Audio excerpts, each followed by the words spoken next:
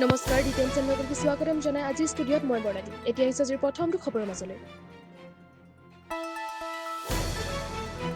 ইফালে মুম্বাই এটা সংগীতানুষ্ঠানৰ মাজতে কণ্ঠশিল্পী সোনু নিগমক আক্ৰমণ। এখন চেলফি ল'বলৈ অস্বীকাৰ কৰাৰ বাবে কণ্ঠশিল্পীগৰাকীক কৰা হয় আক্ৰমণ। শিৱসেনাৰ বিধায়ক প্ৰকাশ ফাটেৰপেকাৰৰ পুত্ৰৰ বিৰুদ্ধে উঠিছে অভিযোগ। মুম্বাইৰ চেম্বুৰ মহোৎসৱত সংঘটিত হয় এই ঘটনাটো।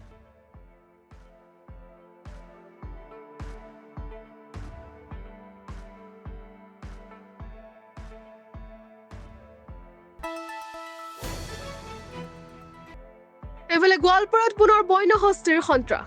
বনৰীয়া হাতীৰ গছকত প্ৰাণ গ'ল সুধীন বানাই নামৰ এজন ব্যক্তিৰ।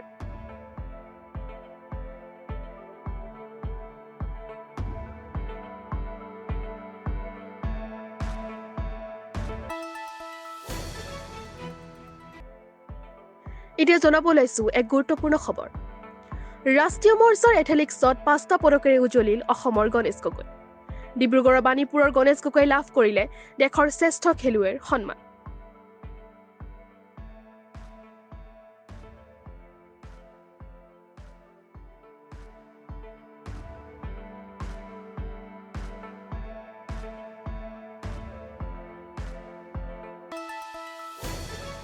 তিনিচুকীয়াৰ ৰাইডাং চাহ বাগিচাৰ জ্যেষ্ঠ পৰিচালকৰ বাহনত অগ্নিসংযোগ দুৰ্বৃত্তৰ। পৰিচালক জেছজিৎ সিঙকো শাৰীৰিকভাৱে আক্ৰমণ কৰিবলৈ চেষ্টা কৰিছিল দুৰ্বৃত্তই। শীঘ্ৰেই দোষী কৰায়ত্ব কৰি উচিত শাস্তিৰ দাবী আচ্ছাৰ।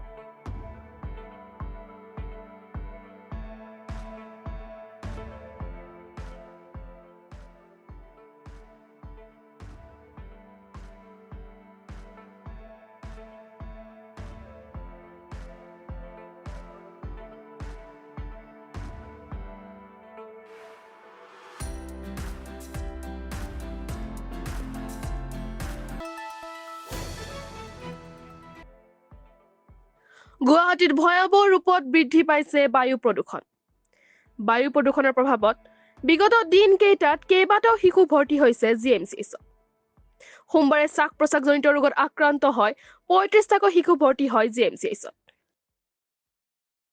জানিব পৰা মতে ব্ৰংকাইটিছ, নিউমোনিয়া, এজমা এই 3 ৰোগত আক্ৰান্ত হৈছে এই শিশুসকল।